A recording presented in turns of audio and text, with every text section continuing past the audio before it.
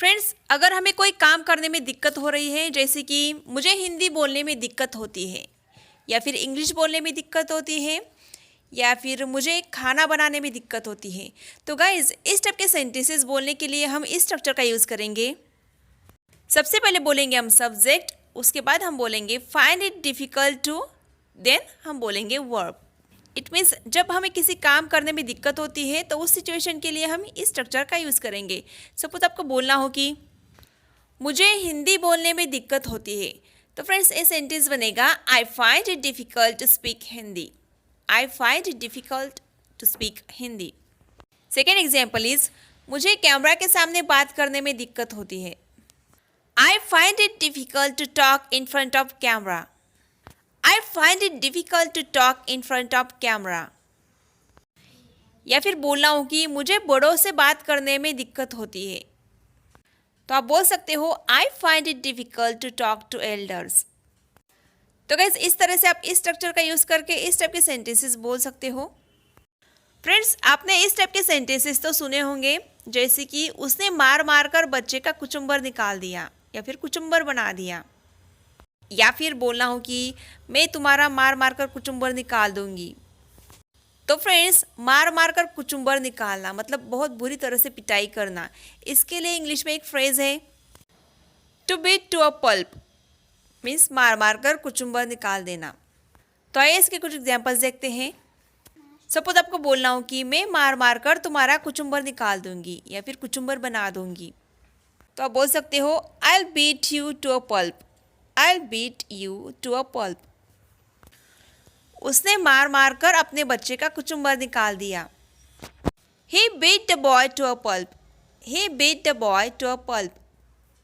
या फिर फ्रेंड्स, हम कई बार ऐसे भी बोल देते हैं, जैसे कि उसने बच्चे को मार मार कर नीला काला कर दिया, या फिर नीला पीला कर दिया। तो फ्रेंड्स, इसे हम कैसे बोलेंगे? तो इसके लिए एक फ्रेज है to beat black and blue. To beat black and blue.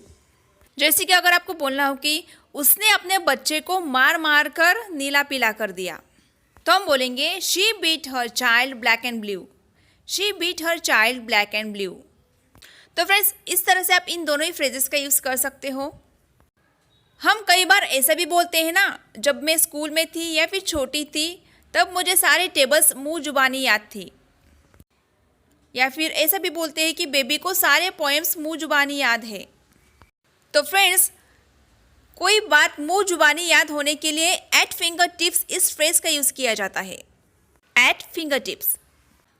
मानो अगर आपको बोलना हो कि उसके सारे पोएम्स मुंह जुबानी याद है, बोल सकते हो all the poems are at his finger tips. All the poems are at his finger tips. Let's see one my example.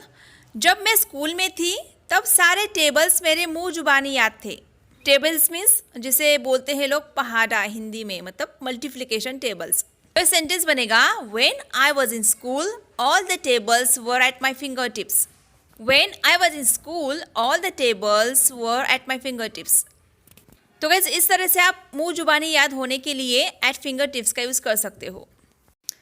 और अगर आप इस टाइप के सेंटेंसेस बोलना चाहते हो, जैसे कि वो सच से अनजान है, या फिर आप उसकी फितरत से अनजान हो, मतलब आपको उसकी फितरत, उसका नेचर नहीं पता, तो किसी चीज़ से अनजान होने के लिए हम यूज़ करेंगे इग्नोरेंट ऑफ प्लस समथिंग का। सपोज आपको बोलना हो कि वो सच से अनजान है, मतलब उसको सच नहीं पता, वो सच से बेखबर है, अनजान है। तो ये सेंटेंस बनेगा he is ignorant of the truth.